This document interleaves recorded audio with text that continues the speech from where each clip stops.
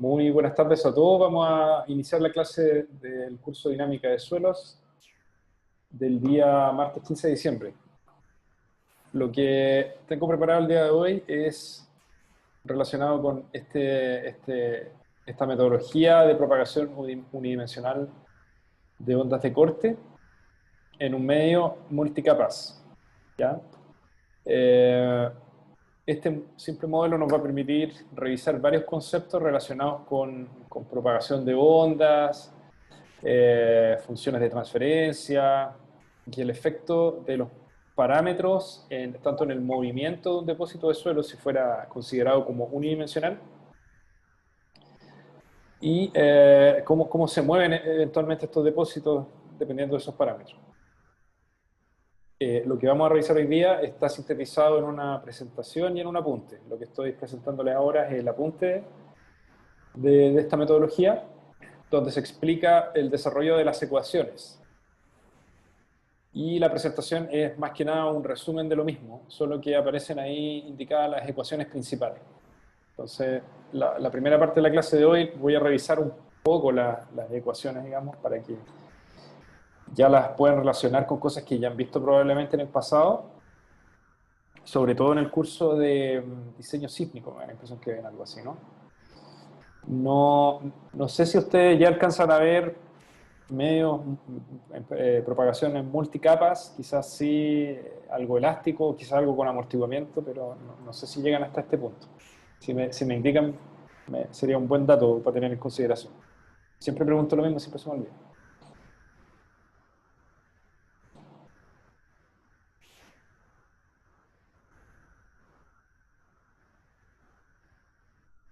¿Alguno de los que haya tomado diseño sísmico que se acuerde de esta materia?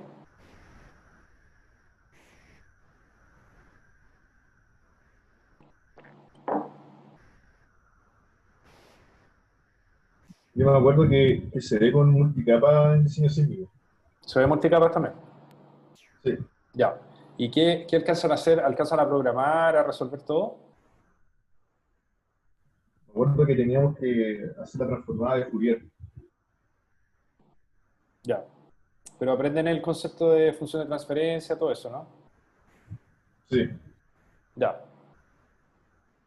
Bueno, entonces tienen una muy buena aproximación. Me imagino también que hay alumnos que hasta este punto han visto poco esto. Voy a tratar de hacer una síntesis. No quiero aburrirlos mucho con la síntesis porque al final ustedes pueden, tiempos, digamos, que tengan de estudio, que probablemente más que el que tengan dedicado que el que tienen dedicado para la clase, eh, lo pueden ver con más detalle, digamos, y el texto es bastante autoexplicativo. Pero lo que quisiera entonces recalcar es lo siguiente. Lo que se está considerando acá en esta formulación es que existe un modelo de suelo de múltiples capas, donde tenemos n capas de suelo, desde la 1, que es la más superficial, hasta la n, que es la más profunda, y cada una de esas capas va a estar caracterizada por los siguientes parámetros. Primero, G, que es el módulo de corte, que relaciona el esfuerzo de corte con la deformación del corte del material. Después ρ, que es la densidad. V sub S, que es la velocidad de onda de corte. D, que es el amortiguamiento. Y además H, que es el espesor.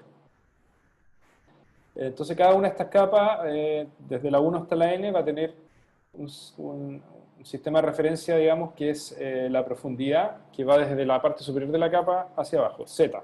Entonces, en general, Z sub I es la profundidad de la capa I desde la superficie hasta abajo, solamente en el espesor de la capa, o en el estrato donde está la capa, ¿ya? Entonces, Z1, Z2 hasta Zn. La capa N más 1, en este caso, se considera un semiespacio, ¿ya? Half space en inglés.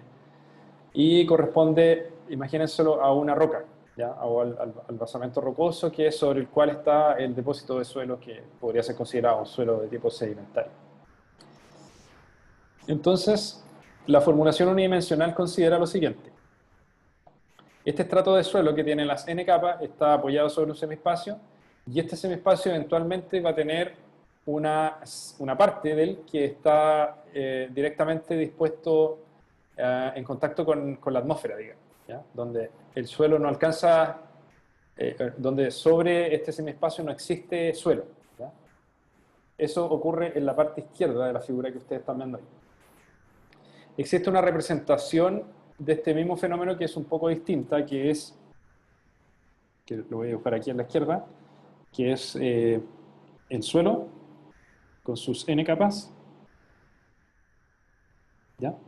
Y eventualmente donde se alcanza el semiespacio, muchas veces se hace una especie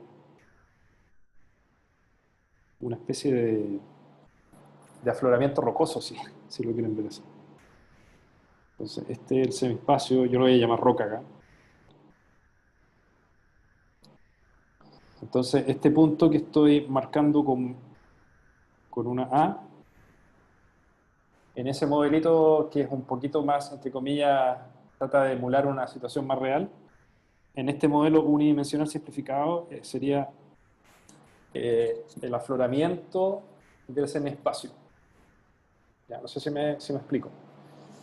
En el modelo más, entre comillas, realista, digamos, siempre la capa superior va a ser la 1, después la 2 y así sucesivamente hasta la capa n. Entonces, teóricamente, como este es un modelo unidimensional, la formulación más correcta es la que está en el apunte. La formulación simplificada es la que aparece ahí en ese dibujito que acabo de hacer. Entonces, lo que ustedes ven ahí es lo que vamos a resolver, o lo que trata de resolver este apunte, es qué es lo que ocurre con la formulación cuando una onda de corte ascendente, que es la que se dibuja ahí como una colita de cerdo, digamos, se propaga desde el semiespacio hasta una de las capas. Entonces, lo que va a ocurrir es que va a haber una onda ascendente, ¿cierto?, que es la roja, y cuando la onda se encuentre con la superficie va a rebotar y o se va a reflejar más bien, y ahí se transforma en una onda descendente, que es la que está en azul.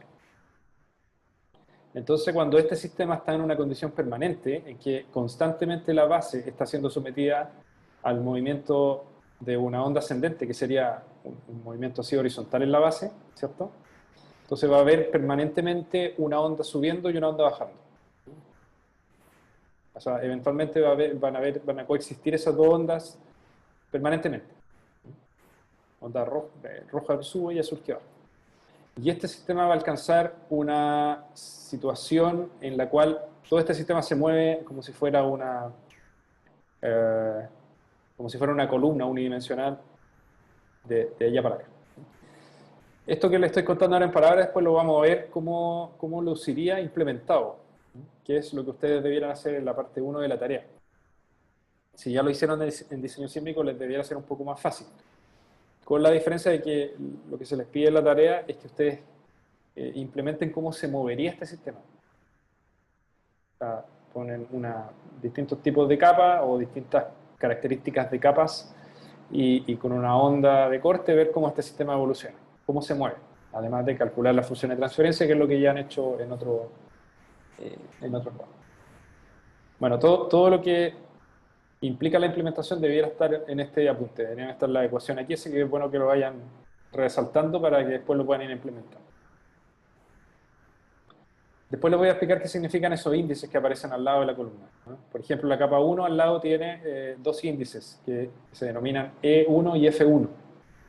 Y además dice que E1 es igual a F1. La capa 2, lo mismo, E2 y F2. ¿No? En ese caso no son iguales. Y así cada una de las capas va a tener un índice asociado. Les voy a explicar de qué se trata.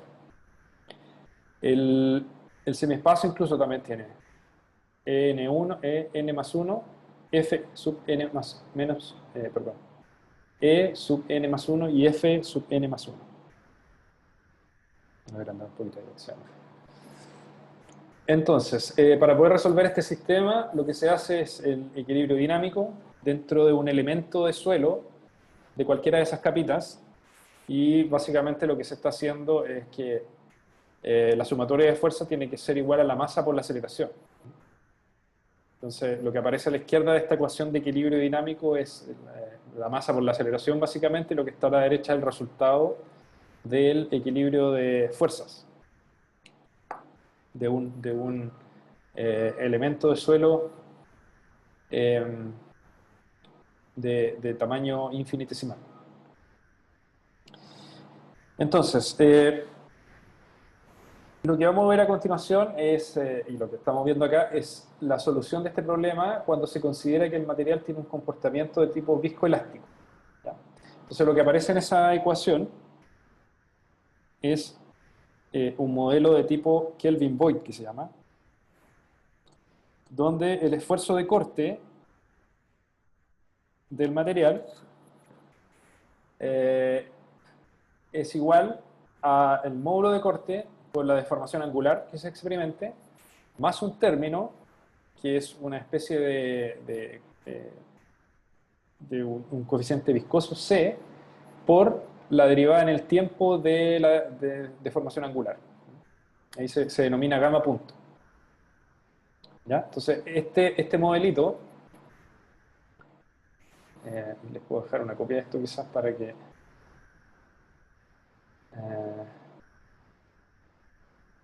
déjenme mirar si tengo por acá el apunte. Una vez lo resolví a mano.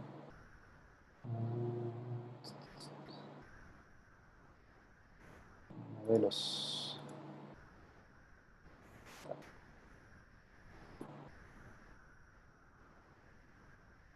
El modelo de Kelvin-Voigt básicamente lo que dice es que el esfuerzo de corte, y aquí lo puedo dibujar como... ¿cómo lo puedo dibujar esto? Para que no sea tan feo. Es básicamente un elemento que tiene en paralelo un resorte de rigidez G y un amortiguador de constante C. Eso básicamente. Y vamos a suponer que el esfuerzo de corte se aplica así. Eso es distinto al modelo de Maxwell, que considera que tanto el resorte de rigidez constante como el amortiguador van en serie. Se puede considerar como un resortito que está en paralelo con el amortiguador, ¿ya?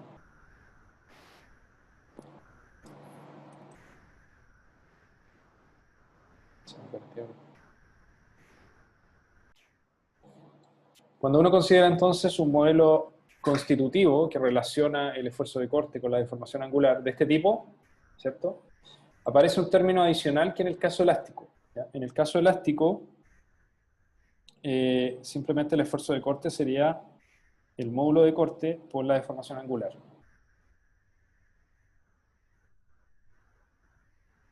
¿Qué quiere decir esto? Que si uno resuelve el modelo multicapas, como está propuesto en este apunte, en forma genérica, si uno quisiera considerar una situación en la cual el material es elástico, lo único que tiene que hacer es tomar todas las ecuaciones y considerar ese amortiguador igual a cero, esa constante igual a cero, ese C igual a cero. Y recuperaría una solución elástica inmediatamente. Porque antes hacía eso, hacía primero la deducción del caso elástico en otros cursos, digamos, en otras ediciones del curso, para mostrar algunas características del comportamiento, si se consideraba un medio sin amortiguamiento, pero ya con el tiempo decidí mostrar esta solución más general nomás, y que en el caso que uno quisiera recuperar el caso elástico, uno pudiera simplemente considerar amortiguamiento nulo. Bueno, entonces si ese modelo constitutivo lo considera dentro de la ecuación del equilibrio dinámico, que es la ecuación que está arriba, reemplazando, uno finalmente llega a la ecuación de onda, que es esta que está acá. La característica de esta ecuación de onda es que tiene un término adicional, que es el segundo término del lado derecho, que es la constante del amortiguador por la tercera derivada de la posición o del corrimiento derivada una vez con respecto al tiempo y dos veces con respecto a la posición. Esa ecuación probablemente ustedes lo han visto en el caso elástico, es mucho más simple. Si hicieran C igual a 0, esta ecuación también ustedes la podrían escribir como la segunda derivada de la posición con respecto al tiempo es igual a b sub s cuadrado por la segunda derivada de la posición con respecto del corrimiento con respecto a la posición. Eso entonces implicaría que la velocidad de onda de corte es la raíz de g partido por ρ. ¿Ya? Entonces, nuevamente, si ustedes quisieran analizar el caso elástico, se puede resolver esta situación más genérica y recuperar aquella solución más simple. Una solución de esta ecuación es u de z, t, que aparece ahí, que se puede expresar como una función solamente de la posición y una función solamente del tiempo. Esa función del tiempo es una exponencial compleja. Si uno deriva esa expresión con respecto al tiempo dos veces, con respecto a la posición dos veces, y después la tercera derivada de una con respecto al tiempo y dos con respecto a la posición, la reemplaza en la ecuación de onda que está ahí subrayada, van a llegar a la conclusión de que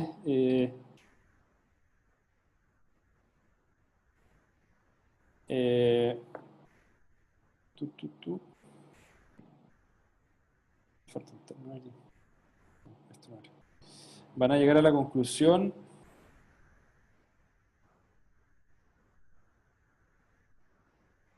de que van a encontrar una ecuación muy similar a la que se encuentra en el caso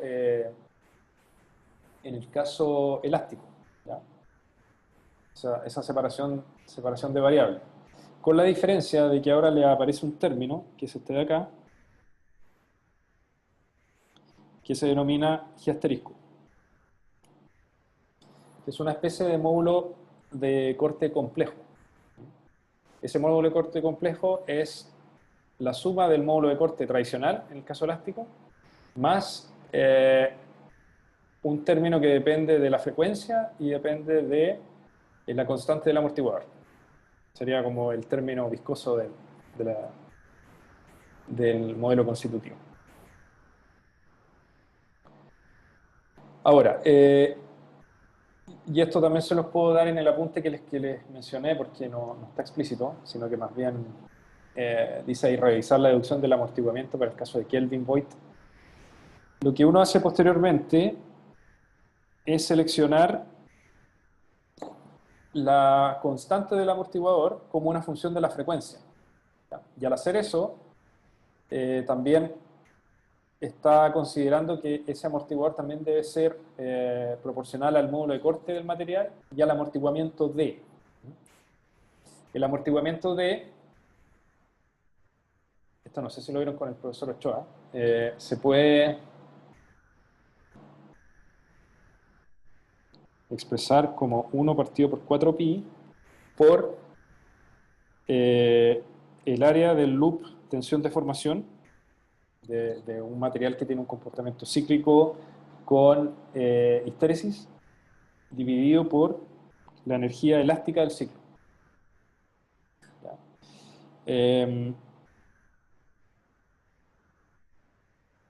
No sé si vieron esto. ¿Lo vieron o no? Denme una mano, porque si no sería interesante que se lo explicara.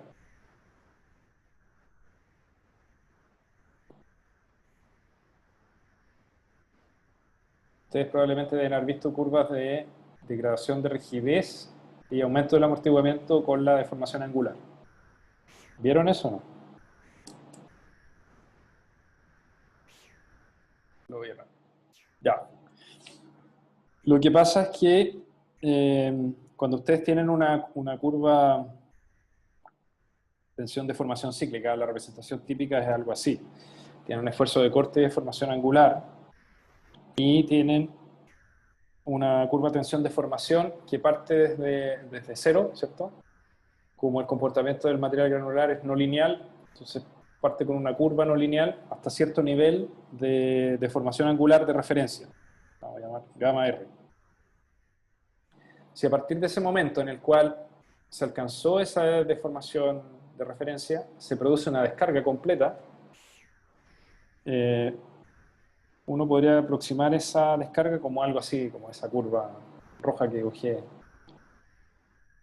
¿ya? Hacia el otro lado. O sea, una carga y una descarga.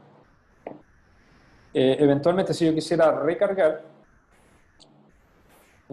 una vez descargado completamente el material, tendría una especie de loop de este tipo. ¿Sí? Entonces lo que he conseguido al hacer ese experimento mental, digamos, porque nunca esto coincide exactamente en la naturaleza, es tener un loop que tiene una cierta rigidez promedio, una rigidez, llamémosla secante, y además genera histéresis, que es este espacio que hay en el loop. ¿Ya? Entonces, este loop yo lo puedo caracterizar por dos parámetros. El primero de ellos es, como les comentaba, la rigidez secante, que sería este valor.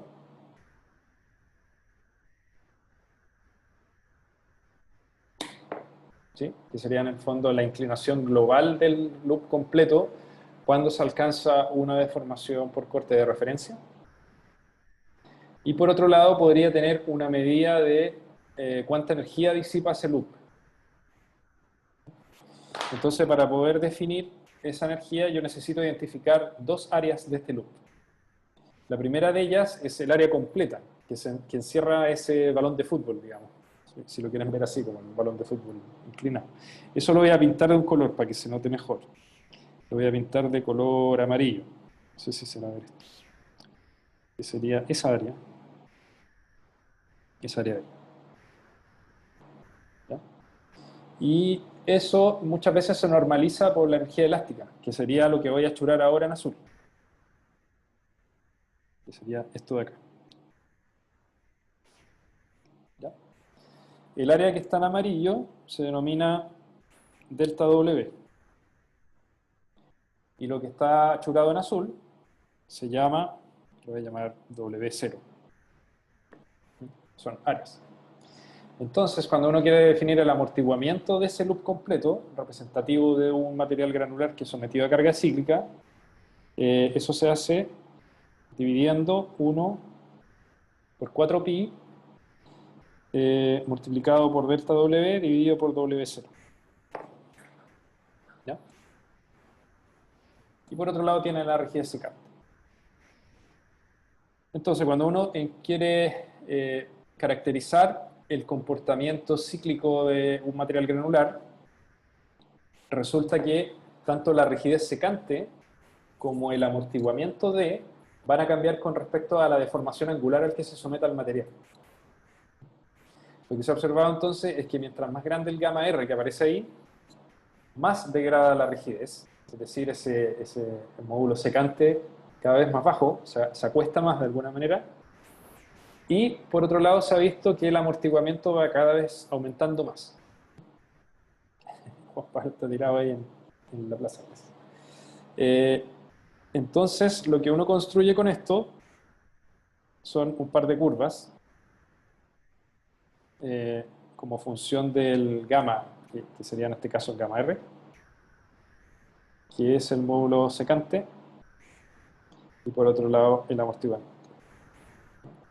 El módulo secante entonces parte de un valor muy alto que se denomina gamma max, o G max, perdón, G max, no gamma, G, perdón, y se mantiene constante hasta cierto nivel y después decae. Mientras que el amortiguamiento, por el contrario, parte de un valor muy bajito y va aumentando con la deformación angular. Estas curvas generalmente se muestran hasta una deformación por cortes del orden de 1%. Son los niveles de deformación que se consideran. Eso día a la menos 2. Eso. Entonces, cuando uno trabaja con un modelo de Kelvin-Boyd, puede de alguna manera incorporar este amortiguamiento en el modelo si es que elige convenientemente el valor de la constante del amortiguamiento, que es C. ¿cierto? Entonces, para poder hacer eso, lo que uno tiene que hacer es seleccionar ese valor como 2 veces el módulo de corte por D dividido por omega. ¿Ya? Fíjense que ahí el D es simplemente una constante, tiene que ser un valor representativo de la curva que yo dibujé aquí a la derecha, en la parte inferior. No es un valor que cambie con la deformación angular, sino que más bien un amortiguamiento constante. Entonces, cuando uno hace estos análisis, tiene que elegir un valor de amortiguamiento que sea representativo de la deformación que uno más o menos estima que pueda tener el material. ¿Queda claro? Entonces debería ser W0. Entonces, cuando uno resuelve la ecuación genérica de un modelo de tipo Kelvin-Boyle, lo que está ocurriendo es que uno, en vez de resolver la ecuación de movimiento, o la ecuación de onda, perdón, con un G elástico, está resolviéndolo para un G complejo. Que ese G complejo va a ser el módulo de corte G por 1 más 2 veces I, que es la raíz de menos 1, por D, que es este amortiguamiento que les mencionaba. Así como define un módulo de corte complejo, también se define un número de onda complejo, que es este K asterisco que está acá. En la clase pasada nosotros vimos que para poder entender los métodos de ondas superficiales, uno debía resolver la solución en los espacios conjugados de tiempo y espacio. El espacio conjugado del tiempo es la frecuencia y el espacio conjugado del espacio es el número de onda. ¿Ya? ¿Por qué? Porque el número de onda es 2pi sobre la longitud de onda.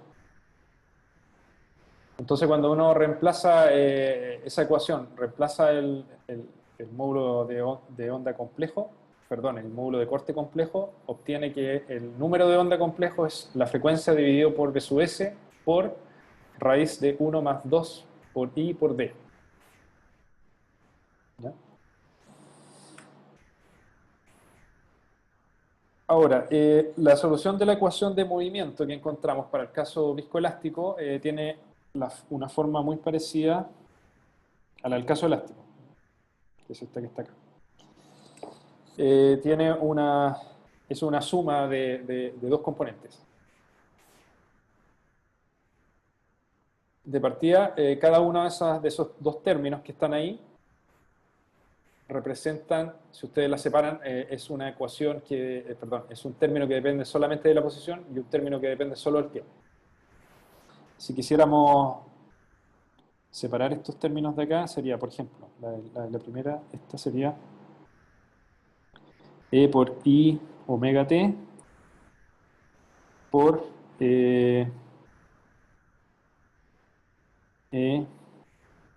I K asterisco por Z. ¿Cierto? Entonces cada uno de esos dos términos representa la multiplicación de una función solo del tiempo y una función solo de la posición. Entonces si se juntan las dos, nos queda una exponencial compleja de omega t más el número de onda complejo por Z. Y el otro término es exactamente lo mismo, con la diferencia de que aparece un signo negativo en el término asociado a la posición. Entonces lo que representa esto básicamente son estas dos ondas que coexisten en un solo estrato. Es una onda ascendente y una onda descendente. Ahí dependiendo del término es cuál, pero eso representa. Esta ecuación de onda, dado que estamos analizando un medio multicapa, entonces es válida para cada una de ellas cuando uno considera que los números de ondas se calculan en cada capa. Entonces fíjense acá, que esa expresión genérica se transforma en la solución de cada capa cuando los números de onda y las posiciones se hacen función de la capa en la que yo esté trabajando. El tiempo es el mismo para todos, entonces no tiene su índice. Aquí también. ¿Ya? Por lo tanto, cada una de las capas va a tener una ecuación de este tipo. La capa 1 va a ser U1 es una función de Z1, t. Es igual a E1 por exponencial de I omega t más K1 asterisco por Z1 asterisco, más Z1. Eso más el otro término que también depende de todos los coeficientes de la capa 1. ¿Ya? Entonces, este tipo de solución es genérico para la ecuación de onda, para una condición permanente. Ahora, como tenemos la ecuación de, bueno, y el número de onda, el que está arriba encerrado en un cuadrito, ¿no? Que depende de la frecuencia, depende de la velocidad de onda de corte de cada estrato y depende del amortiguamiento. Entonces, se tiene básicamente resuelto si uno cuenta con los parámetros de cada una de las capas. Ahora, entre cada capa tiene que haber compatibilidad. Y esa compatibilidad va a ser tanto de desplazamiento como de esfuerzo. Son las ecuaciones que aparecen ahí. Entonces, si uno resuelve esa compatibilidad, y no lo quiero hacer en detalle, simplemente les voy a mostrar ahí cómo son las ecuaciones, empiezan a aparecer algunos términos que uno quisiera simplificar, ¿ya? Uno de esos términos es la impedancia compleja, que es esto de acá.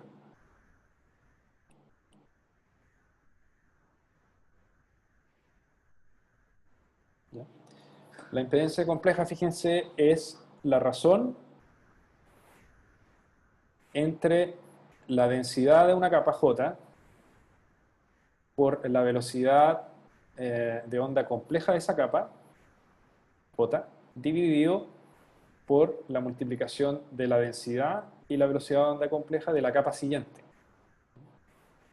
Entonces, si yo quisiera hacerlo esto más compacto, esto sería, en términos de velocidad, esto sería ρj por v sub s j asterisco, v sub s, ¿sí? Por ρ j más 1 por v sub s j más 1 asterisco. En el caso, nuevamente, de que esto fuera elástico, esos v sub s asterisco serían v sub s simplemente. Entonces, este número de onda complejo vamos a ver que repercute mucho en la amplificación de un sitio. Cuando resolvamos la ecuación de onda y veamos cómo se mueve un depósito de suelo o cómo son las funciones de transferencia. Pero básicamente lo que hace esta impedancia es decirnos qué tan distinto es la densidad y la velocidad de onda de corte de una capa con respecto a la siguiente, a su vecina. Considerando que las densidades en general son más o menos parecidas, la impedancia generalmente se refiere al contraste entre velocidades de onda, de la capa J y la J más 1. Entonces siempre lo que ocurre es que mientras más grande ese contraste, mientras más grande es la razón, por ejemplo, si V sub SJ fuera 100 metros por segundo y V sub SJ más 1 fuera 500 metros por segundo, ahí hay un fuerte contraste y los valores son muy distintos, es muy distinto de 1 la razón. Entonces en esos casos se producen amplificaciones súper importantes en el depósito de suelo. Entonces cuando uno impone esas condiciones de compatibilidad, tanto de desplazamientos como de esfuerzos de corte, llega a establecer una expresión para los términos EJ y FJ, o en este caso EJ más 1 y FJ más 1. ¿No? Esto tienen que tenerlo súper claro porque estas son las expresiones que ustedes finalmente implementan. Toda la cháchara que le he dado ahora se resume en esto. Recuerden ustedes la ecuación de cada capa, de la capa J más 1, es igual a EJ más 1 por E a la I omega t más KJ más 1 asterisco por ZJ más 1 más FJ más 1 por E a la I omega t menos KJ más 1 asterisco por ZJ más 1. Aquí no voy a salir.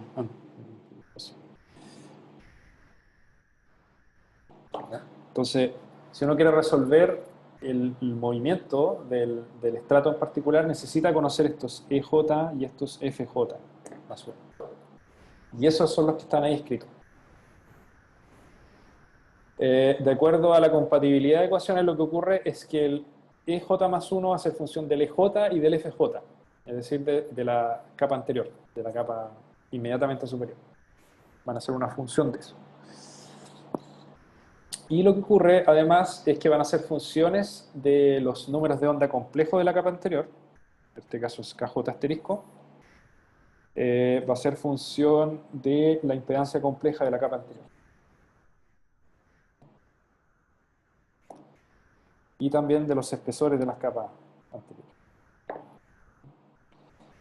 El EJ más 1 y el FJ más 1 difieren en signos solamente, ¿no? Este signo de acá y este signo de acá. El resto de la formulación es muy parecida.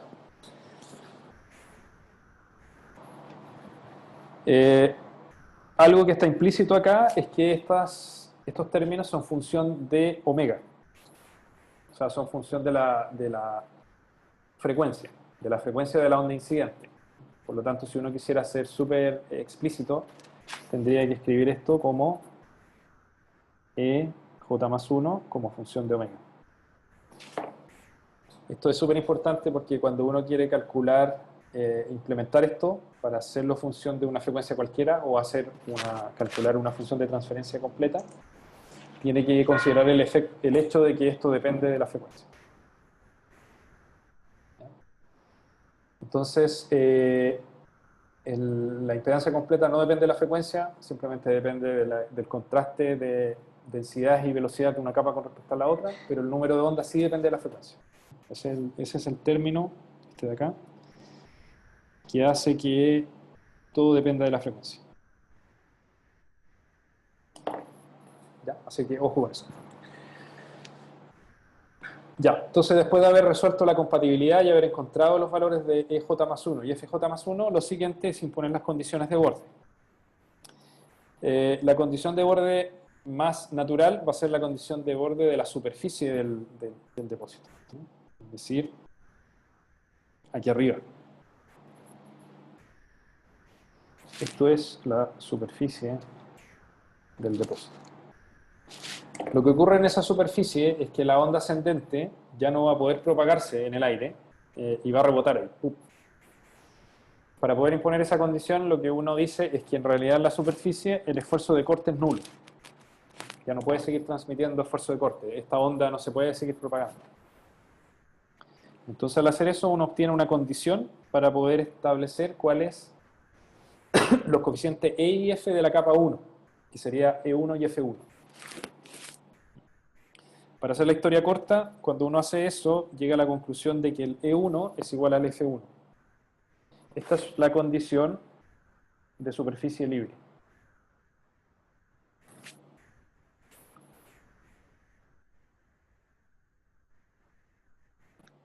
Es decir, la condición de superficie libre es aquella donde la solución de la ecuación de onda tiene esos dos coeficientes que son exactamente iguales. Cuando uno hace eso, se producen algunas simplificaciones en esa suma de términos de onda ascendente y onda descendente, que sería esto de acá.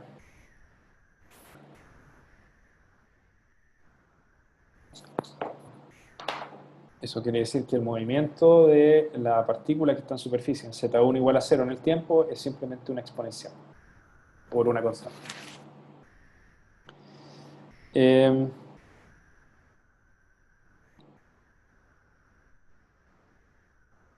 Ya, eso es la condición de borde que tenemos. Ahora, muchas veces a nosotros, no sé si es mejor que muestre esto ahora o pase directamente a la función de transferencia.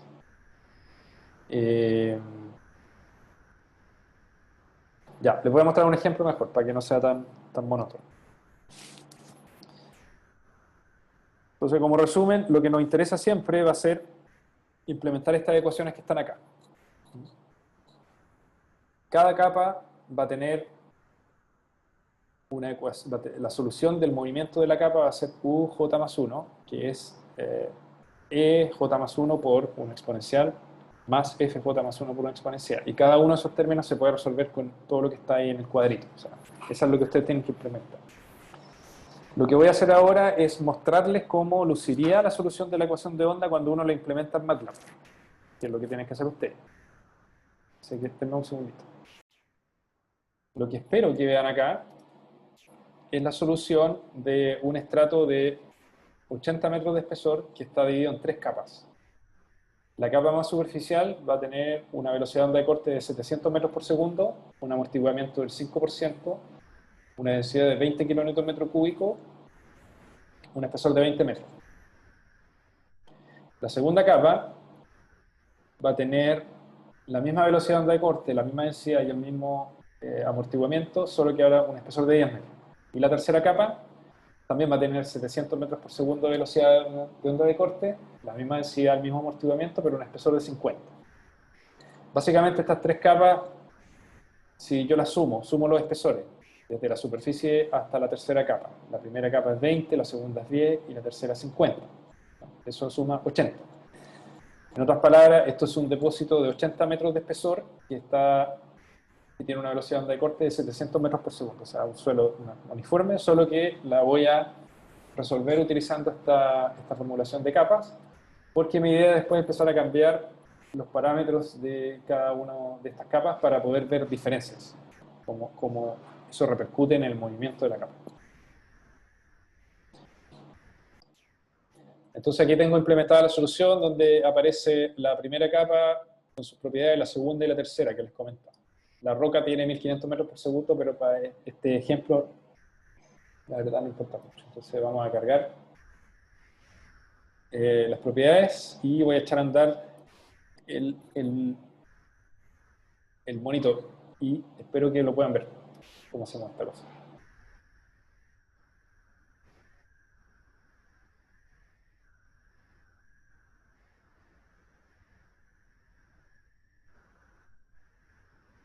Ya, ¿se ve o no se ve? ¿Se ve algo? Sí, se ve, profe. Ya. Sí, sabe. Lo que están viendo aquí son dos gráficos, un gráfico a la izquierda y a la derecha. El gráfico a la izquierda es la parte, no me acuerdo si es la compleja o la real, la otra es la real o compleja, cualquiera de las dos. O sea, si a la izquierda es la compleja, la de la derecha es la real, que son exactamente iguales. Simplemente para mostrarle que hay un desfase, pero la solución es la misma. Este depósito de suelo en cuestión está siendo sometida a una onda que tiene una frecuencia de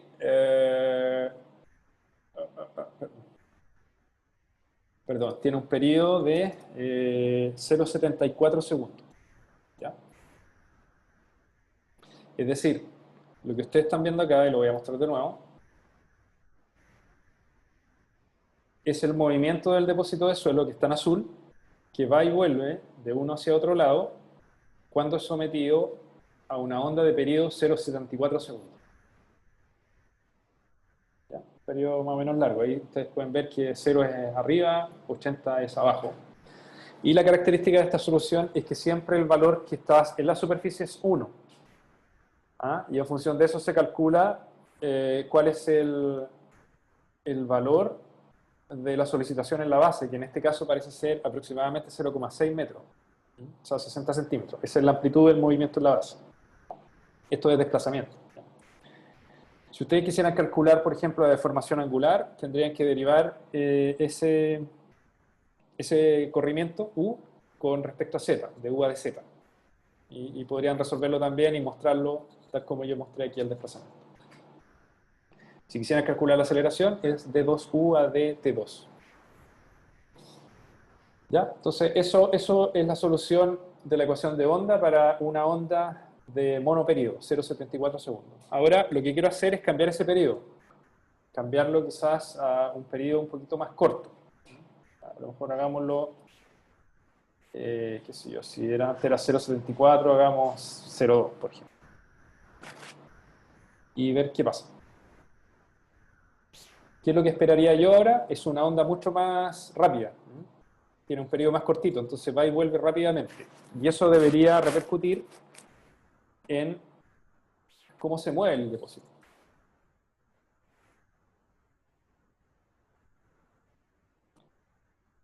Entonces, efectivamente, cuando ustedes resuelven este problema, y aquí depende mucho de la discretización temporal que hagan, es cómo se mueve. Fíjense que se mueve mucho más rápido y ahora la forma no es de vaivén, de un lado hacia otro, sino que simplemente lo que ocurre es que parece que se formara como una especie de reloj de arena, ¿no?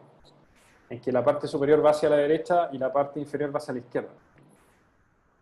Entonces, como la frecuencia es más alta, o el periodo es más corto, el depósito se mueve distinto. Una característica es que si yo considero que el desplazamiento en la superficie, el desplazamiento máximo es 1, es 1, el desplazamiento, el input, es también 1, solo que tiene una polaridad distinta. Entonces, por ejemplo, ahí en el gráfico de la derecha vemos que si el desplazamiento de la superficie es 1, el desplazamiento en la base es casi menos 1, en la curva azul. Si estuviéramos en la situación contraria, en que en la superficie es menos 1, en la base sería 1. ¿Ya? Aquí coincidió justo, digamos, que tenemos esa forma. Tenemos una forma así como de reloj de arena. Si yo sigo reduciendo el periodo, o en otras palabras, sigo aumentando la frecuencia, lo que va a pasar es que se va a generar una onda mucho más cortita, y eso va a repercutir en otra forma del movimiento del depósito completo. ¿Ya? Voy a, por ejemplo, a ensayar ahora con una onda de 0,1 segundo.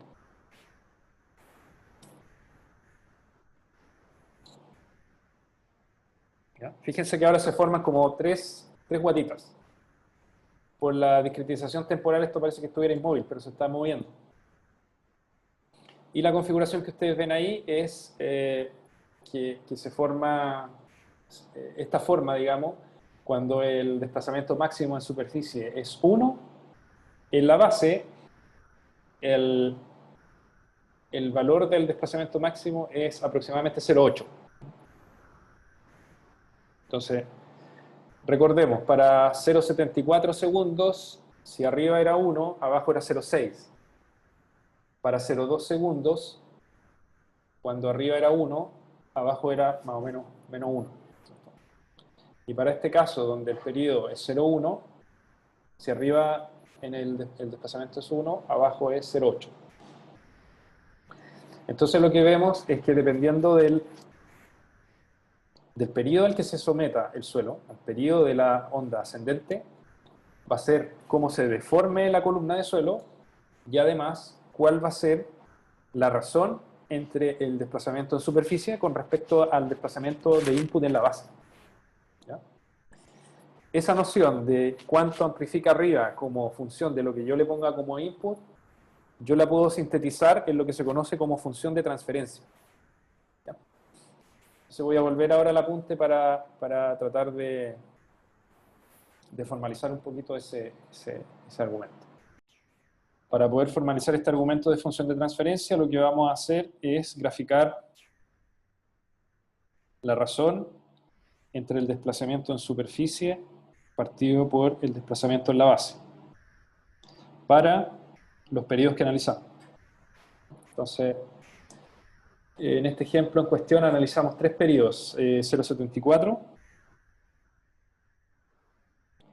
después 0,2 segundos y 0,1 segundo. Para el caso de 0,74 segundos dijimos que si arriba el movimiento era 1, abajo también era parecido a 1, ¿cierto? Entonces si hacemos la razón entre esas dos, entre 1 dividido en 1, eso nos da aproximadamente la unidad. Entonces si el 1 está por acá, este valor va a estar ahí, un punto. Para el caso de 0,2 segundos dijimos que si arriba era 1, el movimiento en superficie, abajo era 0,6. Entonces 1 dividido en 0,6 es 1,67. Entonces para 0,2 es 1,67, estar por acá.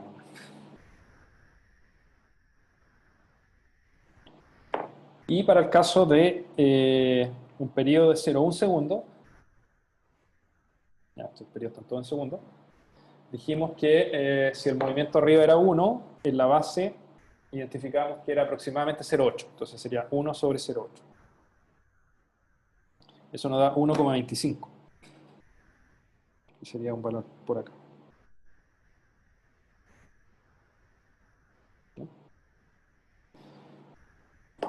Entonces, lo que estamos formando acá de alguna manera, en forma bien manual, es tratar de conocer para cada periodo cuánto amplifica la superficie como función del input que yo tengo en la base. Eventualmente, si yo fuera capaz de resolver eso para todos los periodos, yo podría construir lo que se conoce como función de transferencia. Aquí yo lo expresé en términos de periodo, que es más fácil de ver, porque es una medida temporal, ¿cierto? Que uno está más acostumbrado. 0,7 segundos, ¿cierto? Es mucho más lento que 0,2, 5 ciclos por segundo, digamos. Pero también esto se puede hacer en función de la frecuencia lineal o frecuencia angular. En todos los casos lo que uno obtiene finalmente es una curva. Una curva donde uno, conociendo la frecuencia, puede estimar qué tanto amplifica el movimiento en superficie con respecto a la base. Ese es un concepto. El segundo concepto que quería mencionarles es que eventualmente estos sistemas tienden a amplificar más a una cierta frecuencia de resonancia. Nosotros lo que tenemos en este ejemplo en particular, dijimos que era un depósito de altura total 80 metros, de velocidad de onda de corte 700 metros por segundo. Además, dijimos que, dado que estamos considerando una solución con amortiguamiento, el amortiguamiento de este caso era 5%. Una solución amortiguada. Yo creo que todo el mundo está súper familiarizado con cómo poder estimar la frecuencia fundamental de vibración de un depósito de suelo uniforme en el caso elástico, en el caso en el que no hay amortiguamiento. ¿Saben ustedes cuál es esa expresión?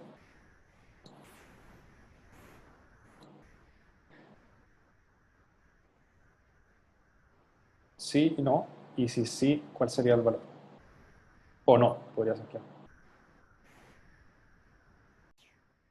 El valor de esa expresión, en el caso elástico, la frecuencia fundamental es para un suelo nuevamente uniforme de cierto espesor H, es B sub S dividido en 4H. Esta es una expresión que es muy fácil de recordar. Y lo que nos dice básicamente que la frecuencia, ¿cierto?, es más grande mientras más grande la velocidad, es decir, mientras más rígido el material, más alta la frecuencia. Y que el depósito se hace más flexible, o más bien, baja la frecuencia, mientras más grande el espesor. Esa es la relación. Entonces, si nosotros conocemos, en este caso, la velocidad de onda de corte y el espesor, podemos calcular la frecuencia de vibración. En este caso sería 700 dividido por 4 por 80. Eso es 2,19 Hz.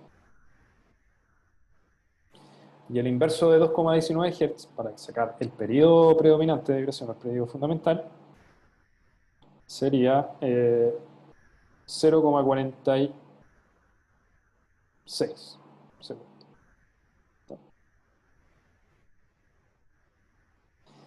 ¿Qué es lo que quiere decir ese periodo? Ese periodo nos está indicando que la máxima amplificación, o el periodo más bajo donde ocurre la máxima amplificación, es decir, la razón entre movimiento en superficie y la base, ocurre a ese periodo en particular. Eso quiere decir que si yo evaluara cuál es el comportamiento de este sistema cuando le pongo una onda de ese periodo en particular, debiera ser más grande que todos los que ya he calculado. Entonces voy a ver si eso es efectivamente cierto. Entonces lo que voy a hacer es imponer que el periodo al cual voy a someter esta columna de suelo sea el periodo predominante, o el periodo fundamental, 0,46. Si yo corro esto, fíjense lo que ocurre. Fíjense la forma del movimiento. El movimiento en la base es muy pequeñito y el movimiento en la superficie efectivamente aumenta un montón. Recuerden que siempre la superficie es 1, por lo tanto aquí fíjense en el desplazamiento en la base. El desplazamiento en la base en este caso es 0,08. Entonces si yo quisiera calcular la amplificación de ese caso sería 1 dividido en 0,08. es 12,5. ¿Ya? 12,5 veces aumenta o amplifica el movimiento en la superficie de una onda que tiene justo el periodo fundamental del depósito. ¿Ya? Esa es la primera conclusión. Por otro lado, lo interesante también acá es que la forma de la amplificación, del movimiento. ¿Ya? Aquí no se forman esta especie de cintura del depósito, sino que simplemente va todo para un lado y todo para el otro. Esto es aproximadamente un cuarto, tengo que hacer los cálculos, un cuarto de la longitud de onda máxima que se puede desarrollar en un suelo de estas características, con ese espesor y con esa velocidad de onda. ¿Ya? Entonces, si yo vuelvo a mi gráfico de amplificación, tendría que, justo en 0,46, poner ahí el valor de amplificación de 12,5 que calculamos. Y eso, en el fondo, cuando uno dibuja todos esos puntos, obtiene la función de transferencia del depósito.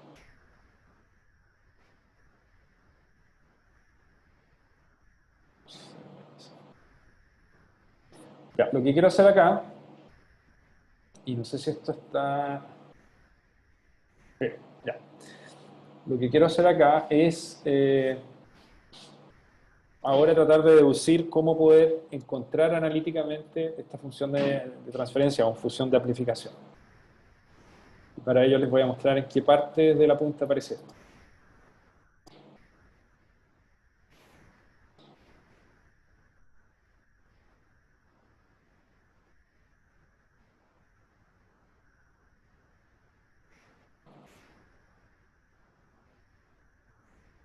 Entonces aquí dijimos que 0,46, 0,46 está por acá. Aquí la amplificación era 12, se sale a la escala, está por acá arriba. 12,5. Entonces, si uniera todos estos puntos, tendría una cosa así.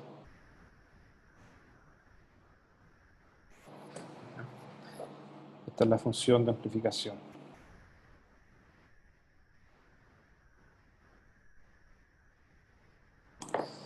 Bueno, si volvemos al apunte, vamos a ver que existe una forma analítica de poder encontrar esta función de amplificación o función de transferencia, que es hacer la razón entre el desplazamiento en la superficie, esto que estoy explorando en rojo, partido por el movimiento en la roca, que sería el desplazamiento para zn más 1 igual a 0. Este es un proceso, cuando uno escribe explícitamente la ecuación, llega a la conclusión de que es 2 veces el coeficiente E1 partido por En más 1 más Fn más 1. Para poder encontrar el En más 1 y el Fn más 1, uno tiene que haber implementado los coeficientes E y F que les mostré en el cuadrito más arriba. Entonces, lo que les quiero mostrar ahora es que efectivamente, si uno implementa eso en MATLAB, puede encontrar una función de transferencia que es muy parecida a lo que está acá a la derecha, en este dibujo, que yo lo hice así como a mano alzada, digamos. Solo que ahora ustedes van a ver el eje X va a estar en frecuencia, no en periodo. Lo que debiéramos ver ahora es cómo luciría esa función de transferencia. Espero que esto funcione. No, por si esta parte de hecho es esto que está acá. Entonces fíjense que esta es la función de amplificación, donde me dice que la máxima amplificación está dada para una frecuencia de 2,18. ¿Sí? 2,18, 2,19, que era el valor que yo había calculado analíticamente antes, ¿se acuerdan? Que era aproximadamente V sub S partido por 4H. Ese es donde se produce la máxima amplificación. Fíjense en el valor, es 12,71. Nosotros calculamos 12,5. Lo hicimos más o menos aproximado, pero va súper bien, digamos, en comparación a la otra. Este valor que está acá es un armónico, es decir, que si se llegara a producir una frecuencia de 6,58, también habría un pic de amplificación. El tema es que ese pic de amplificación, por el hecho de que el material tiene amortiguamiento, no es tan grande como el primero. ¿Ya? Entonces, dado que el material tiene amortiguamiento, es que el fundamental, el periodo fundamental o frecuencia fundamental, es donde ocurre la máxima amplificación. Después los otros armónicos tienen amplificaciones, pero no son tan grandes. ¿Ya? Y el resto de los valores, fíjense que decaen relativamente rápido. No sé, pues, para una frecuencia de 4,5, por ejemplo, la amplificación es casi despreciable, digamos, es casi 1. Estos valores deben ser muy cercanos a 1. Entonces, esta función de transferencia, que aquí yo llamo abs de A1, que es el valor absoluto, digamos, de esa ecuación compleja, es la que nos relaciona qué tanto amplifica en superficie con respecto a la base para todas las frecuencias de ondas que uno puede incidir en este sistema. Ya, nosotros estamos, y con esto yo creo que voy a cerrar la clase de hoy, nosotros estamos haciendo estos análisis para un depósito de 80 metros, 700 metros por segundo y un amortiguamiento al 5%. ¿Qué pasa ahora si yo reduzco el amortiguamiento? Lo voy a hacer mucho más pequeño, igual a 1%. Y recuerden estos valores. ¿Ya? La amplificación máxima es 12,5. Y el segundo pic, o el primer armónico, tiene una amplificación considerablemente menor que la primera. Voy a ir aquí a la implementación y en vez de ponerle 5 le voy a poner 1. Voy a bajar harto el amortiguamiento.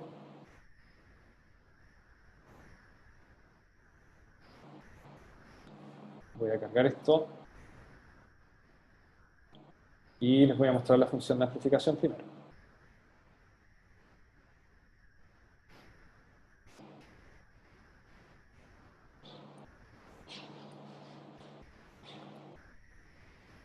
Ya, la función de amplificación que están viendo ahora se sale de digamos, de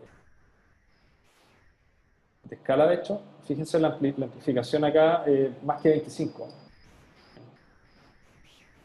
Es un valor que llega cerca de 60, casi 65 veces. 65 veces amplifica en superficie con respecto a la base, solo por el hecho de haber disminuido el amortiguamiento. ¿Ya? Mientras que el segundo valor máximo, que en este caso era en torno a 6,5, sobre 20. ¿Ya? Son amplificaciones súper si además nos fijamos en la frecuencia donde se produce esta amplificación máxima, sigue siendo en torno a 2,19 Hz. Es decir, si bien el caso anterior tenía amortiguamiento, esta expresión que era B sub S partido por 4H para poder establecer la frecuencia fundamental de este depósito homogéneo sigue siendo variable. ¿No? Hay una pequeña variación, vimos en el caso anterior que era 2,18, pero eso en términos prácticos es una diferencia muy menor. ¿Ya? Entonces, cuando uno reduce el amortiguamiento, las amplificaciones naturalmente suben. El suelo disipa menos energía, por lo tanto la amplificación que se genera es considerablemente más alta. ¿Qué pasa ahora con el movimiento partícula? Bueno, lo vamos a ver acá, a ver si se queda quieto esto.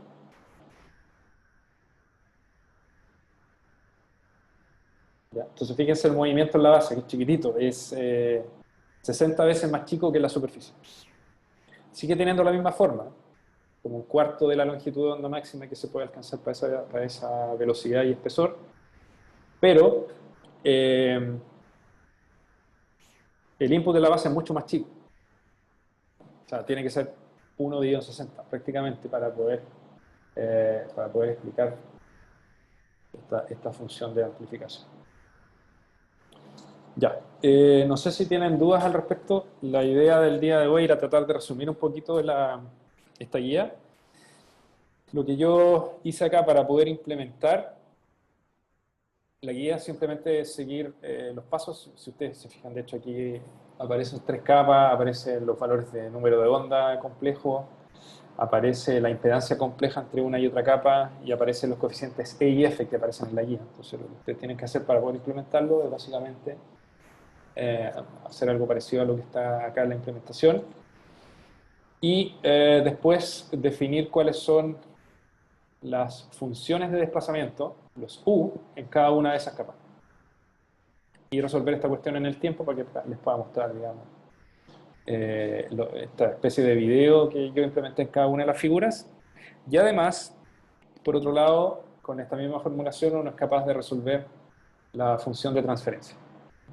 Y un ejemplo de función de transferencia, solo que esta función de transferencia que les estoy mostrando acá no es con respecto al movimiento en la base del depósito. ¿Ya? Recuerden que esto era, nosotros habíamos hablado de cuánto es el movimiento en la superficie con respecto al input de la base. Esta función de transferencia acá es cuánto amplifica el movimiento en superficie del depósito como función del desplazamiento en un afloramiento rocoso. La función de transferencia o la función de amplificación es levemente distinta, pero sí mantiene las mismas frecuencias fundamental donde se produce la máxima amplificación y los armónicos son los mismos, solo que los niveles de amplificación son distintos. Ya, la clase de hoy día fue un poquito comprensiva, digamos, pasamos hartas cosas. Mi idea la próxima clase es retomar acá porque quiero ver qué pasa ahora si uno implementa capas de distinta velocidad, por ejemplo, para ver cómo se mueve el sistema. A lo mejor quizás ahondar un poquito más en este concepto del peso S30 porque no es un buen predictor de la amplificación. Y posteriormente vamos a comenzar a ver el método de las razones espectrales H sobre B, que es un método empírico que nos permite determinar esta frecuencia fundamental de vibración del depósito de suelo. Donde el depósito de suelo, donde nosotros sabemos que es en aquella frecuencia o aquel periodo donde se produce la máxima amplificación. Entonces vamos a dedicar la próxima clase a terminar este tema, a comenzar el próximo, para así el próximo martes ya tener más o menos listo todos los elementos que ustedes debieran conocer para poder resolver la tarea. Como les comenté en la clase anterior, la idea es que José, lo debe estar haciendo, digamos, es que prepare algunas cápsulas, algunos clips, para que puedan ustedes saber cómo poder operar los softwares que se necesitan para resolver la tarea. MATLAB es uno de ellos. Me imagino que todos están más o menos familiarizados con la programación en MATLAB.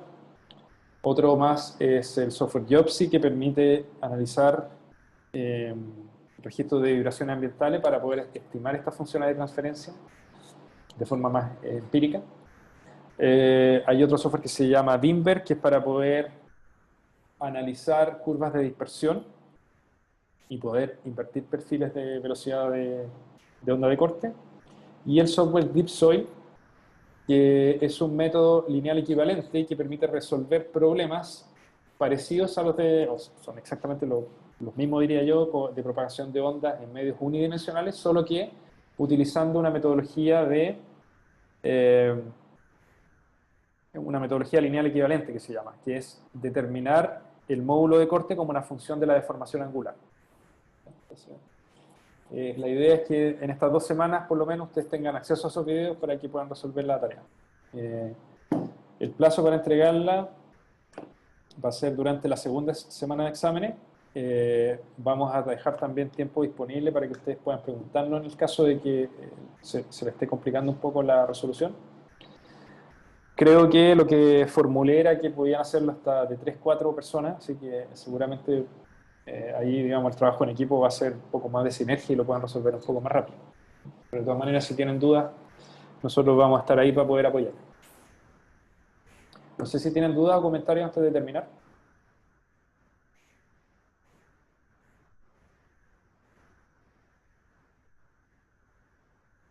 Ya, bueno, me parece que están todos más o menos ok, pero... y bueno, nos vemos la próxima clase que sería el jueves 17, así que cuídense mucho, ¿Profe? nos vemos. ¿Sí? ¿Profe?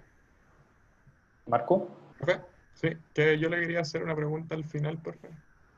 Sí, claro, terminamos la clase y me quedo un ratito. Sí, profe, yo también quería hablar un poquito con usted. ¿Un poquito? Bueno, Sí. ya. Bueno, nos vemos entonces todo el resto. Que estén muy bien. Chao, profe, que esté bien, Chao. gracias. Gracias, profesor.